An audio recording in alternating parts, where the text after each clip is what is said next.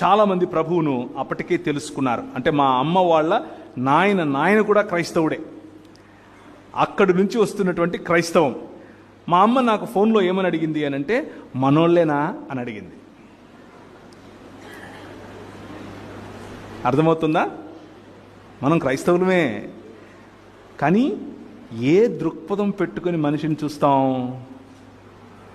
మన దృక్పథంలో మార్పు. ఏ దృక్పథం పెట్టుకుంటే మనిషి మనకు మనిషిగా మనవాడుగా కనిపిస్తాడు అనేది ప్రశ్న. మా అమ్మ నన్ను అడిగిన ప్రశ్న ఇది. ఎన్ని సంవత్సరాల క్రైస్తవం? 200 పైచిలకు సంవత్సరాల క్రైస్తవం. నేను పెళ్లి చేసుకుంది 2006లో. 1800 చిల్లరలోనే మా కుటుంబంలో ఉన్న వాళ్ళు క్రైస్తవులు. ఆ తర్వాత మా అమ్మ ఎస్పీజీ సంఘంలో పెరగటం, ఆ తర్వాత క్యాథలిక్గా మారటం, ఆ తర్వాత మళ్ళీ నేను ప్రభువుని నమ్ముకున్న తర్వాత ఆమె కూడా మన ఇవాంజలికల్ ఫెయిత్లో రావటం, ఇవన్నీ చాలా జరిగాయి. కానీ అడిగే ప్రశ్న ఏంటి? మనోళ్ళేనా అనింది. నేను తడుముకోకుండా చెప్పాను, మనోళ్ళే అని చెప్పాను. మనోళ్ళు అన్నప్పుడు ఆమె దృక్పథం వేరు. ఆమె దృక్పథం మనోళ్ళు అన్నప్పుడు వేరు. మనోళ్ళు అన్నప్పుడు నా దృక్పథం వేరు. నాకు మనోళ్ళు ఎవరో ఆమెకు తెలియదు, ఆమెకు మనోళ్ళు ఎవరో నాకు తెలుసు. అర్థమవుతుందా? So now let's think about it. వాక్యము ఏం చేస్తుంది అంటే ఈ దృక్పథాన్ని ఇస్తుంది. మనిషిని మనిషిగా స్వీకరించటం నేర్పిస్తుంది.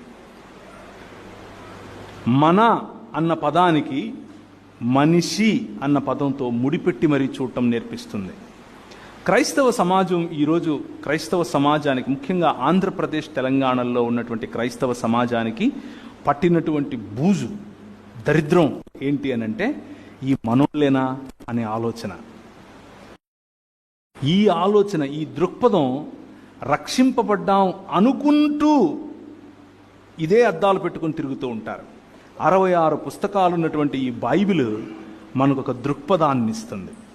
ఏం దృక్పథాన్ని ఇస్తుంది అని అంటే, ఇప్పుడు క్రీస్తునందు యూదుడని యూదేతరుడని తేడా లేదు. ఇప్పుడు క్రీస్తునందు స్త్రీ అని పురుషుడని తేడా లేదు. ఇప్పుడు క్రీస్తునందు స్వామి అని బానిస అని తేడా లేదు. అందరూ మధ్యలో అడ్డుగోడలు పడద్రోయబడ్డాయి. గలతీయులకు రాసిన పత్రిక రాసిందే ఇందుకు. గలతీయులకు అనేటటువంటి పత్రిక రాసిందే మానవులలో ఉన్నటువంటి, నువ్వు నల్లోడివా, తెల్లోడివా, బ్రౌన్గా ఉంటావా, పొట్టిగా ఉంటావా, పొడుగ్గా ఉంటావా, ముక్కు సప్పడుగా ఉంటుందా, ముక్కు పొడుగ్గా ఉంటుందా, పనలు పెద్దగా ఉంటాయా, ఇవేవి కాదు. ఏ భేదము లేదు. మానవులంతా ఇప్పుడు క్రీస్తునందు సమానము.